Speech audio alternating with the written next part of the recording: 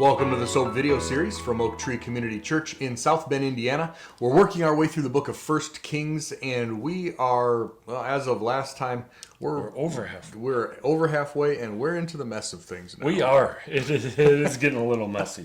It got ugly last week. It did, but if you remember, it started out so good when we talked about Solomon, and things were great at the start of Solomon's reign, and he reigned for 40 years. Yeah.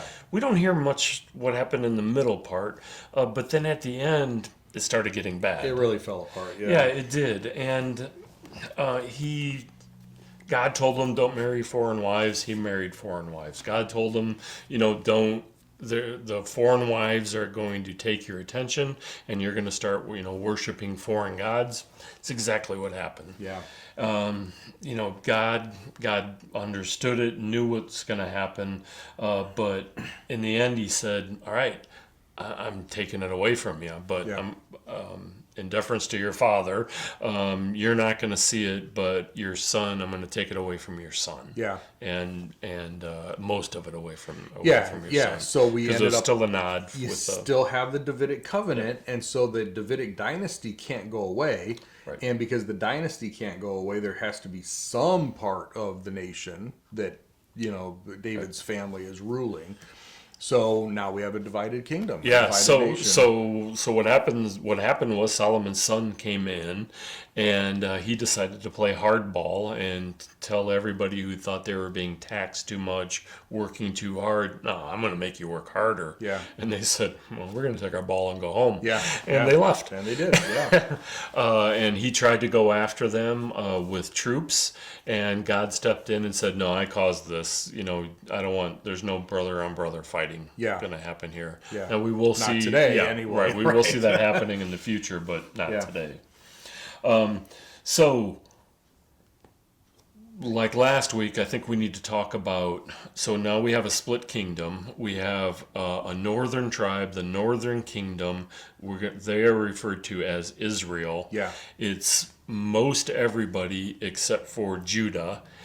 And then there's some stragglers in there too. Yeah, so Simeon has been absorbed into Judah, and we'll find that Benjamin also sort of sides with Judah. So there's 10 tribes in the north, and then two and a half, 3 in the south. And the reason because we're used to the number 12. Like 12 should be the number, but that keeps adding up to 13. The reason for that is because depending on when we talk about the 12 tribes, there are a couple of different ways that the 12s are called depending on the circumstance, okay? But when if you take out all the other context, we actually have 13 tribes because Joseph has been divided into two. Ephraim and Manasseh. Yep. Okay, so when we're talking about the land, Levi doesn't have land, so only 12 tribes have land. Right. So we see, weird. We see that a little bit. So we're not misspeaking when you're like, hold on a second, how can there be 10 in the north and 3 in the south? That's only 13. When you include Levi or you include Ephraim and Manasseh or whatever, there really are 13 going on here. Yeah, that's a good way to say it. Yeah. So the northern tribe, Israel, has a new king, and his name is Jeroboam. And bad things are going to happen to him and his family. Yeah. So we saw last week he didn't follow God. He really set up a pseudo system of sacrifices.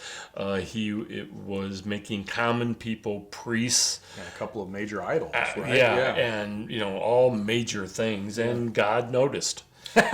That's understatement of the chapter, right? Yeah. And God said, this sin, you're going to end your reign, your dynasty is going to be destroyed, and you're going to be wiped off the face of the earth. Yeah. I mean, pretty heavy. It doesn't get much heavier than that. Yeah.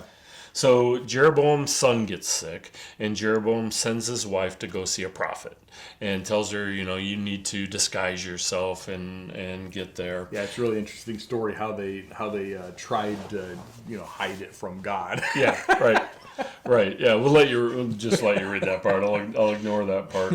But she goes, and God tells the prophet to say, look, I made you ruler over my people, right? To Jeroboam, Israel. I tore my kingdom apart for you. but you are nothing like David. Yeah. It's like, that had to hurt, didn't yeah. it? And then he said, you have sinned more than all who came before you. I mean, God is not happy. Which includes Saul, by the way, and all of Solomon's problems. Right. That's not, Yeah, it's not the place you want to be. Right. Yeah. So he says he's going to cut off every last male belonging to you in Israel. Your son is going to be dead by the time you get home. Talking to the wife there. The sick one. The sick one. Because his son one of his sons will take over for him, right. but eventually it'll get all wiped out. Yeah. And then he says that son, the sick one that is going to die, is going to receive a decent burial, for he's the only one who did any good. Like, wow. Yeah. So Jeroboam ruled for 22 years. His son Nadab replaces him as king, and like we said before, there's a weird thing. We got kings of Israel now, and we have kings of Judah, which I should go the other way. Israel up in the north and Judah in the south. So as we're reading, we do this with movies all the time. Okay, so this is not new, but we're watching one thing, and then it comes over here and tells us what's been happening, over when here. You shift the scenes, You're shifting scenes back and forth. As you read this, you have to think of it that way. We're in Israel, now we're going to come back to Judah for a little bit. Now we're going to come back to Israel for a little bit and go back and forth. Yeah, I definitely agree with that. Because there's no split screen. So the son Rehoboam, king of Judah, ruled for 17 years. And at some point I'm going to stop saying how many years they ruled and whether they were good and evil. But these are all listed here. And these are real people with real lives. These kings doing their best from an earthly viewpoint. Most of them, and especially if their father didn't do much with God, they're not going to do much with God. It's kind of rare that we're going to find one of these guys that actually comes back to God. Well, but it does happen. Yeah, and so that's important. So a couple of things here, the way you mentioned it. So you said that Jeroboam was 22 years in Israel, Rehoboam was only 17 years in Judah. Well, that means that we're going to have a new king of Judah before we have a new king of Israel. So there's overlaps and there's back and forth, and that gets to be a mess sometimes. All total, we're going to find 40 kings between the two, northern and southern. Okay, and names and order is going to be on the test. Oh man, yeah, pop quiz, right? Of those 40, only 8 are actually going to be considered godly. 32 out of 40. That's 80% after Solomon. 80% of the rulers, north and south. We're not even just north and south combined. 80% are going to be considered or called wicked, and of the 20% of the 8 that are godly in some fashion, because they're not like always completely godly, they're all in Judah. There's not a single good king that will come out of the north. At all. And so this is, and we're gonna talk about this for hundreds of years. I usually call it as it's a downward spiral that we see. Yep. Yeah. Okay, so we also talked about how much wealth Solomon had, and that would have been in place when he built the temple, which was early in his reign. Yep. And he gold plated everything. Because gold was so plentiful. It was, right? I mean, this was the time. Yeah. And there were shields that were gold plated there. So now we find that in Rehoboam's time, which really isn't that long, it's Solomon's son. 5 years into his reign, Egypt actually attacks Israel or Judah, and takes everything from the temple, which that's worthwhile. Is so interesting because during Solomon, he married one of the Pharaoh's daughters, which was unheard of because Egypt was always such a big thing. Egypt had fallen so far that they were willing to marry off one of their daughters to Solomon, to Israel. Now Egypt has, tables have turned again. Yeah, exactly. And so they're in so Israel. they take all the gold, and in fact it says that King Rehoboam had them replaced with bronze. Right, bronze shield. So it used to be they didn't even count how much silver they had because that was worthless. Everything was gold.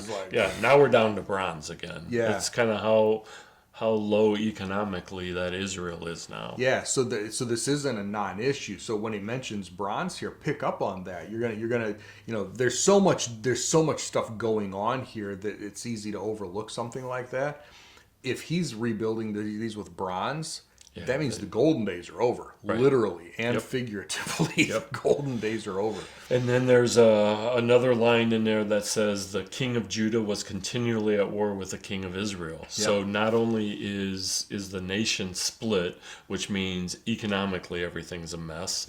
Your tax base is now all gone. You have to fund a war. So now you have a bunch of money going out, no money coming back in. Yeah, let's do bronze. Yeah.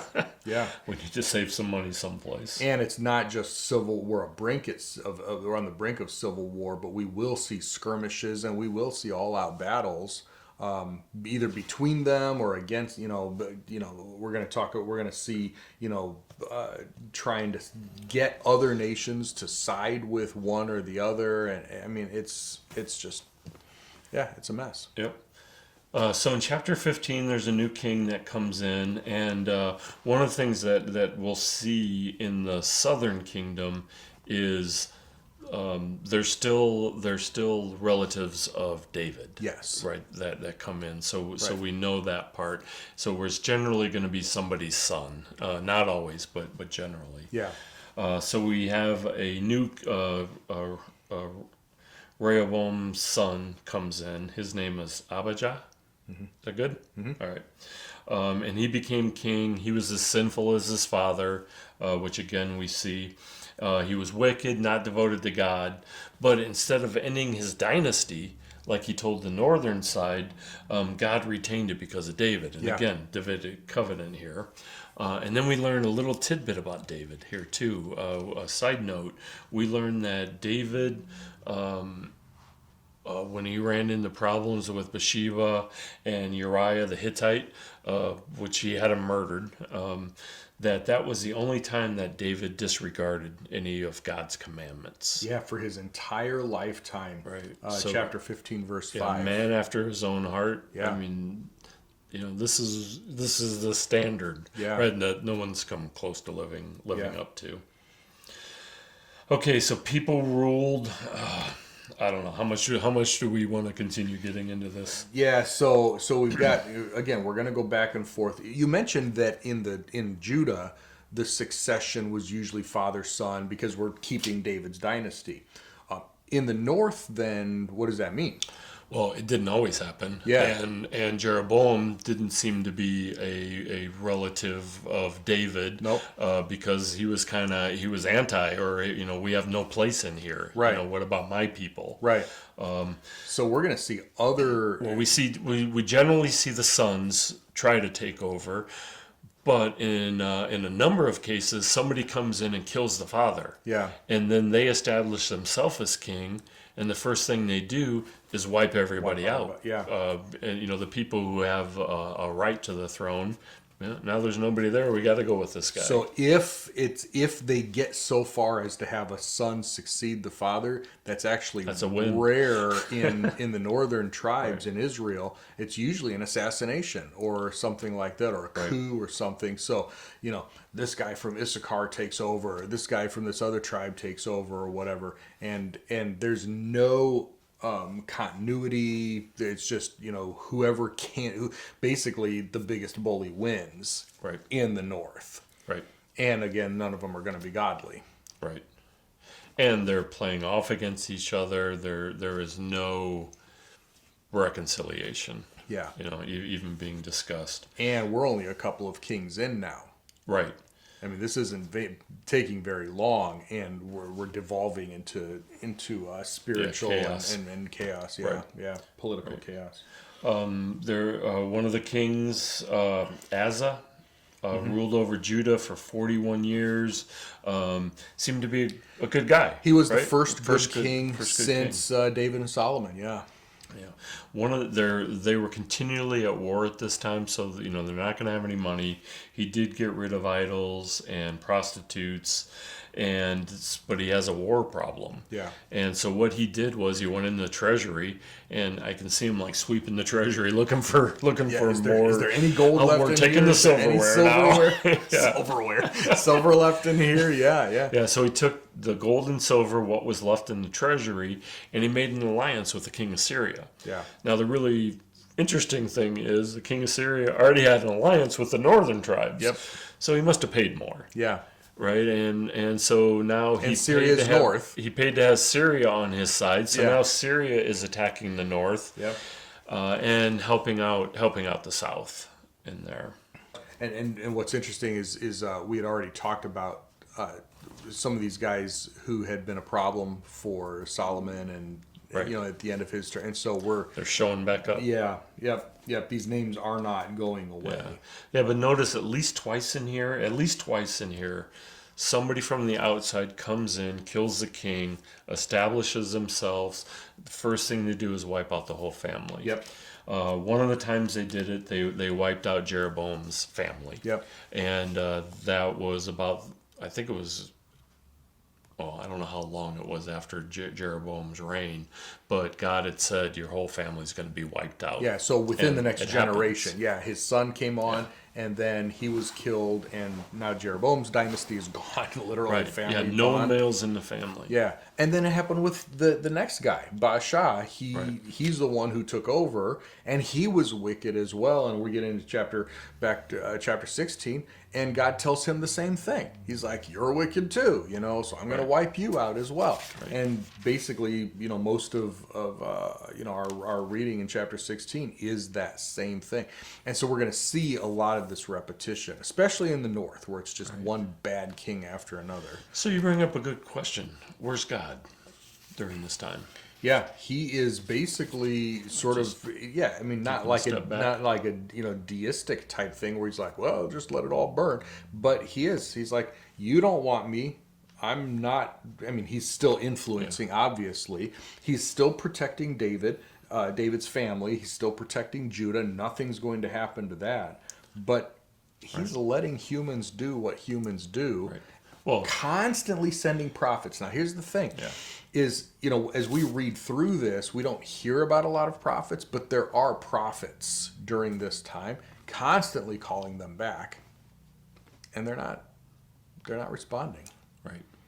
Yeah. Now, next week's reading, we finally come up with a prophet that we are going to recognize. One of the main prophets. But yeah, I mean, these people just aren't listening. Right.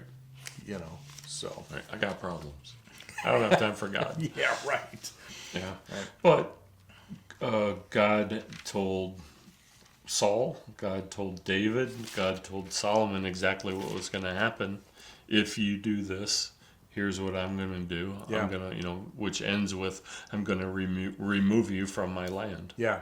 And that's where we're headed. It's exactly where we're headed. So, not a lot of fun reading from here on out for a while. A lot of names. Keep everybody together with north, south. Yeah, and we'll do our Judah. best to try to help keep that straight. But yeah, we're not going to be. I mean, you can read the names and numbers, But there's some interesting stuff coming.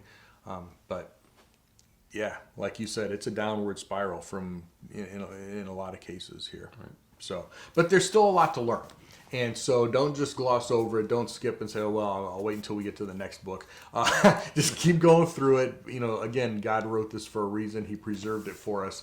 And so he wants us to know it. So we're going to read through it. We're going to work our way through it and see what are those lessons that we can learn, because, history doesn't need to repeat itself. Right. Right. So we'll keep working with us. We're working with you through this. And as you have questions and comments, love to hear those. Otherwise, we'll pick up here next time. See you then. Bye, everybody.